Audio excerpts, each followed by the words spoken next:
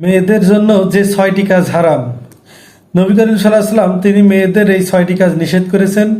1 নম্বরে ভুরু পিলাক করা। যেসব মেয়েরা ভুরু পিলাক করে তারা আর ভুরু পিলাক করবেন না, কারণ ভুরু পিলাক করলে অনেক সময় মানুষ মারা যায়। 2 নম্বর পরচুলা পরা। অনেক মেয়ে আছে তাদের মাথায় চুল কম, তারা পরচুলা পরে, আর এই পরচুলা পরাটা কিন্তু মেয়েদের জন্য হারাম।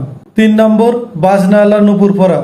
অনেকে আছে যারা হাঁটার সময় বাজনা আলা নুপুরের শব্দ হয়, যেতে অন্য কোনো পুরুষ তার দিকে আকর্ষিত হয়। এই ধরনের বাজনা আলা নুপুর পরা যাবে না। 4 নম্বর শরীরে ট্যাটু লাগানো। অনেকে আছে যে তার শরীরে বিভিন্ন রকম ট্যাটু করে এবং অন্য লোক দেখে জন্য বা পরপুরুষে দেখে সেজন্য এই ট্যাটুটা আরো সুন্দর করে আঁকায়। এগুলো ইসলামে এগুলো হারাম করা হয়েছে, এগুলো করা যাবে না। 5 বড় নখ রাখা। অনেক মেয়ে আছে যারা বড় বড় নখ রাখে এবং